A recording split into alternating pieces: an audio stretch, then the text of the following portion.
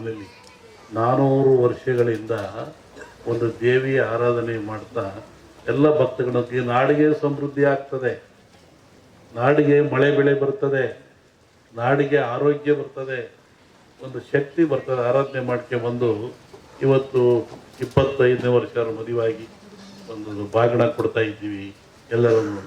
ಇಲ್ಲಿ ನೋಡ್ರಿ, ಬಾಗಿಣ ಅಂದ್ರೆ ಮದುವೆ, ಮದುವೆ ಅಂದ್ರೆ ಏನು, ಮಾಂಗಲ್ಯ ಅಂದ್ರೆ ಏನು, ಸೀರೆ ಅಂದ್ರೆ ಏನು, ಆನಂತರ ತಲೆ ಕಟ್ತಿರೋದು ಬಾಸಿಂಗ ಅಂದ್ರೆ ಏನು, ಎಲ್ಲವಕ್ಕೂ ಅರ್ಥ ಇದೆ. ಬಾಗಿಣ ಹೆಣ್ಣು ಮಕ್ಳಿಗೆ ಕೊಡ್ತಾರೆ. ಏನು ಬಾಗಿನ? ಬಾಗಣ ಅಂತೀವಿ ನಾವು. ಬಾಗಿನ, ಬಾಗಿ ನಡೆಯಬೇಕು ಮಗಳೇ. ತಾಯಿ ತನ್ನ ಮಗಳಿಗೆ ಹೇಳ್ತಾಳೆ ವರ್ಷ ವರ್ಷ ಕೊಟ್ಟು. ಅದರ ಏನಿರುತ್ತೆ, 2 ಮೊರ ಇಟ್ಟಿರ್ತಾರೆ, ಅದರೊಳಗೆ ಒಂದು ತರಕಾರಿ ಹಾಕಿರ್ತಾರೆ, ಒಂದು ರವಿಕೆ ಹಾಕಿರ್ತಾರೆ, ಒಂದು ಹಣ್ಣು ಹಾಕಿರ್ತಾರೆ, ಒಂದು ಕನ್ನಡಿ ಇಟ್ಟಿರ್ತಾರೆ, ಅಮುನಚ್ಚಿ ಅರಿಶಿನ ಕುಂಕುಮ ಇಟ್ಟಿರ್ತಾರೆ. ಅದನ್ನು ಪೂಜೆ ಮಾಡಿಕೊಡ್ತಾರೆ. ಅಂದರೆ ಮಗಳು ತಾಯಿ ಹೇಳ್ತಾಳೆ, ಆ ತರಕಾರಿ ಇಲ್ಲ ಅಂತ ಗಲಾಟೆ ಮಾಡಬೇಡ, ಸೀರೆ ಇಲ್ಲ ಅಂತ ಗಲಾಟೆ ಮಾಡಬೇಡ, ಉಪ್ಪಿಲ್ಲ ಅಂತ ಗಲಾಟೆ ಮಾಡಬೇಡ ಮನೇಲಿ. ಇವೆಲ್ಲ ಸಂಸಾರದ ಗುಟ್ಟು, ಸಂಸಾರದ ಗುಟ್ಟು, ಸಂಸಾರದ ಮೌಲ್ಯಗಳು. ಅಲ್ಲಿ ಸುಖವಾಗಿರಬೇಕಾದ್ರೆ ಇವೆಲ್ಲ ತಿಳ್ಕೋಬೇಕು ನೀನು. ಅದನ್ನೇ ಬಾಗಿ ನಡೆ ಮಗಳೇ. ವರ್ಷ ವರ್ಷ ಕೊಡುವಂಥದ್ದು ಎಂತಹ ಸಂಪ್ರದಾಯ ನಮ್ಮಲ್ಲಿದೆ. ಯಾವ ಸಂಪ್ರದಾಯ ಇಲ್ಲೂ ಇಲ್ಲ. ಈ ಸಂಪ್ರದಾಯ ಜಗತ್ತಿನ ಎಲ್ಲೂ ಈ ಥರ ಸಂಪ್ರದಾಯ ಇಲ್ಲ. ಈ ಬಾಗಣ ಕೊಡುವಂಥದ್ದು. ಸೀರೆ ಕೊಡ್ತಾರೆ, ವರ್ಷಕ್ಕೊಂದು ಕಾಯ್ಕಣ ಅಂತಾರೆ. ಸೀರೆ ಅಂದ್ರೆ ಏನು? ಯಾವುದು ಶೀಲವನ್ನು ಮುಚ್ಚುತ್ತದೆ, ಯಾವುದು ಶೀಲವನ್ನು ಮುಚ್ಚುತ್ತದೆ ಅದನ್ನು ಸೀರೆ ಅಂತ ಕರೆದರು, ಅದನ್ನು ಪತಿರ್ವತೆ ಎಂದು ಕರೆದರು. ಭಾರತೀಯ ಸಂಸ್ಕೃತಿಯಲ್ಲಿ ಪತಿರ್ವತೆಗೆ ಮಹಾಶಕ್ತಿ ಇದೆ. ಪರಮಾತ್ಮನೂ ಹೆದರ್ತಾನಂತೆ. ಇಂತಹ ಶೀಲ ನಿಂದಾಕಬೇಕು ಅಂತೇಳಿ ತಾಯಿ ಸೀರೆಯನ್ನು ಕೊಡ್ತಕ್ಕಂಥ ಎಂಥ ಮೌಲ್ಯ ಇದೆ. ಮೌಲ್ಯ ಇವತ್ತೆಲ್ಲ ಮರೆದೋಗ್ತಾ ಇದ್ದಾವೆ. ಹಾಗಾಗಿ ರೋಗ ರುಜಿನಗಳು ನಮಗೆ ತಲ್ಲಣಗೊಂಡಿದ್ದಾವೆ. ನೆನೆಸ್ತಾ ಇದ್ದಾವೆ ಇವೆಲ್ಲ ಬಂದು. ಹುಷಾರಾಗಿರ್ರಿ, ಹಾಳಾಗಿ ಹೋಗಿಬಿಡ್ತೀರಾ, ಆ ವ್ರತ ಮಾಡ್ರಿ, ಆಚರಣೆಗಳು ಸ್ವಚ್ಛತೆ ಅಂತ ಚೆನ್ನಾಗಿರ್ರಿ ಅಂತೇಳಿ ಆಗ್ತಾಯಿದೆ. ಮನೆ ಕಡೆ ಹೇಳ್ತಾ ಇದ್ದಾರೆ ಡೆಲ್ಲಿ ಒಳಗೆ, ಈ ಕಾಯಿಲೆ ಬರೋದು ಯಾಕೆ, ಮನುಷ್ಯನಿಗೆ ಕಷ್ಟ ಬರೋದು ಯಾಕೆ, ಸುಖ ಬರೋದು ಯಾಕೆ? ಕಷ್ಟ ಬಂದಾಗ ಅವನು ಎಚ್ಚರ ಮಾಡ್ತದೆ, ಹುಷಾರಾಗಿರು, ತಪ್ಪು ಮಾಡ್ತಾ ಇದೆಯಾ. 84 ಲಕ್ಷ ಜೀವರಾಶಿಗಳು ಅಂತ ಹೇಳ್ತಾರೆ. ಇನ್ನೊಂದು ಕಡೆ ದೇವರು ಒಬ್ಬ ಮನುಷ್ಯನನ್ನ 84 ಬಾರಿ ಮನುಷ್ಯನಾಗಿಯೇ ಹುಟ್ಟಿಸ್ತಾನಂತ. ಅದನ್ನು ಹೇಳ್ತಾರೆ.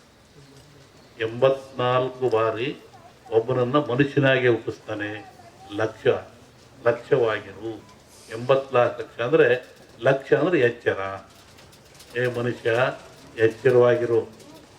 84 ಸಲ ಹುಟ್ಟಿದ್ದೀನಿ ಮನುಷ್ಯನಾಗಿ, ಎಲ್ಲೂ ತಿದ್ಕೊಳ್ತಾ ಇಲ್ಲ, ಎಲ್ಲಿನ ಅರಿವು ಮಾಡ್ಕೊಳ್ತಾ ಇಲ್ಲ, ನಿನ್ನ ಕೆಲಸ ನೀನು ಮಾಡ್ತಾ ಇದ್ದೀಯ ಅಂತೇಳಿ ಲಕ್ಷ್ಯವಾಗಿರು, ಎಚ್ಚರವಾಗಿರು ಅಂತೇಳಿ 84 ಬಾರಿ ಹುಟ್ಟಿಸಿ ಅಲ್ಲಿ ತಿದ್ದೆ ಹೋದಾಗ ಮತ್ತೆ ಅವನಿಗೆ ಪಶು ಮುಖ್ಯಾಗಿ ಕಳಿಸ್ತಾನೆ.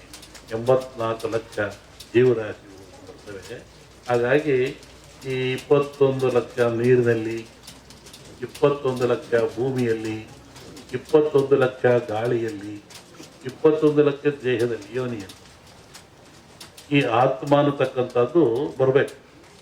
ಎಷ್ಟು ಕೋಟಿ ವರ್ಷ ಆಯಿತು. ನೀರಿನಲ್ಲಿ 21 ಲಕ್ಷ, ಗಾಳಿ ಕ್ರಿಮಿಕೀಟಗಳು ನೋಡೋಕ್ಕಾಗಲ್ಲ ಅಂಥ ಕ್ರಿಮಿಕೀಟಲ್ಲಿ ಬಂತು ಆತ್ಮ. ಇದು ಭೂಮಿಯಲ್ಲಿ ಬಂತು, ದೇಹದಲ್ಲಿ ಬಂತು. ಏನಾಯ್ತು ರೀ ಕಾಯಿಲೆ? ಅವನಿಗೆ ಕ್ಯಾನ್ಸರ್ ಆಗಿತ್ತು, ಕೊಯ್ದರೆ ಆ ಉಳುವೆಲ್ಲ ಮನು ಅಂತಾಯಿತು ಅಂತ ಡಾಕ್ಟ್ರು ಕೇಳ್ರಿ ಹೇಳ್ತಾರೆ. ಇರುತ್ತೆ ಇಲ್ಲಿ ಕೂತಾರೆ ಡಾಕ್ಟ್ರು. ತಲೆನೋವು, ಏನು ತಲೆನೋವು, ಅಲ್ಲಿ ಕೀಟಗಳು ಬಾಧಿಸ್ತಾ ಇರ್ತವೆ. ಹಿಂಗೆ 21 ಲಕ್ಷ, 84 ಲಕ್ಷ ಜೀವರಾಶಿಗಳಲ್ಲಿ ಆತ್ಮ ಅನ್ನತಕ್ಕಂಥದ್ದು ಬಂದದೆ. ಈ ಆತ್ಮ ಕಡೆಯದಾಗಿ ಬರುವಂಥದ್ದು ಮಾನವ ಜನ್ಮ. ಅಕ್ಕಮಹಾದೇವಿ ಹೇಳ್ತಾಳೆ, ಬಂದೆ ಬಾರದ ಯೋನಿಯಲ್ಲಿ ಬಂದೆ. ಇಂದಡ ಜನ್ಮ ಏನಾದಡಾಗಲಿ ಈ ಜನ್ಮದಲ್ಲಿ ಕಾಯೋ ಚೆನ್ನಮಲ್ಲಿಕಾರ್ಜುನ. ಅಂದರೆ ನಾನು 80 ಲಕ್ಷ ಯೋನಿಯಲ್ಲಿ ಬಂದೆ. ಎಲ್ಲೆಲ್ಲಿ ಚೋಳು ಬಸರಾಗ್ತದೆ ಅದಕ್ಕೆ ಯೋನಿ ಇಲ್ಲ. ಹೊಟ್ಟೆಯನ್ನು ಒಡೆದು ಬೆನ್ನನ್ನು ಒಡೆದು ಮರಿಯನ್ನು ಕೊಡ್ತದೆ, ಸಾಯ್ತದೆ. ಯೋನಿ ಇಲ್ಲ, ಅದು ತನ್ನ ವಂಶ ಕೊಡಬೇಕಂತ ಬೆನ್ನು ಹುಡ್ಕೊಂಡು ಸಾಯ್ತದೆ. ಹಾಗೆ ಇಂತಹ ಯೋನಿಯಲ್ಲಿ ನಾನು ಬಂದಿದ್ದೇನೆ, ಈಗ ಮನುಷ್ಯನಾಗಿ ಕಡೆಯ ಜನ್ಮಕ್ಕೆ ಬಂದಿದ್ದೀನಿ, ಇಲ್ಲಿ ಕಾಪಾಡು, ಭಗವಂತ ಕಾಪಾಡು. ಇಲ್ಲಿ ಏನು ಮಾಡ್ತಾ ಇದ್ದೀರ ನೀವು? ಎಲ್ಲಿಂದ ಬಂದೆ, ಯಾತಕ್ಕೆ ಬಂದೆ, ಎಲ್ಲಿಗೆ ಹೋಗ್ತಾ ಇದ್ದೀಯಾ, ಈ ಚಿಂತನೆ. ಎಲ್ಲ ಜನ್ಮದಲ್ಲಿಯೂ ಮಾತನಾಡೋದಿರಲ್ಲ, ವಿವೇಕ ಇರಲ್ಲ, ಜ್ಞಾನ ಇರಲ್ಲ. ಆದರೆ ಈ ಜನ್ಮದಲ್ಲಿ ಮಾತ್ರ ಎಲ್ಲವೂ ಇರ್ತದೆ. ಯಾವುದನ್ನು ತಿನ್ನಬಾರದು, ಯಾವುದನ್ನು ತಿನ್ನಬೇಕು, ಯಾವುದನ್ನು ನೋಡಬೇಕು, ಯಾವುದನ್ನು ನೋಡಬಾರದು, ಯಾವುದನ್ನು ಆಡಬೇಕು, ಯಾವುದನ್ನು ಆಡಬಾರದು.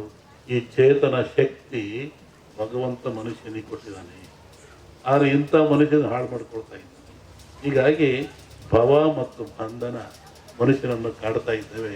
ಇನ್ನು ದೂರವಾಗಬೇಕಾದ್ರೆ ಇಂಥ ಹಬ್ಬಗಳು, ಆಚರಣೆಗಳು, ವ್ರತಗಳು, ನಿಯಮಗಳು ಮನುಷ್ಯ ಮಾಡೋದರಿಂದ ನೆಮ್ಮದಿ ಸಿಗ್ತದೆ, ಶಾಂತಿ ಸಿಗ್ತದೆ, ಅವನಿಗೆ ಸುಖ ಸಿಗ್ತದೆ.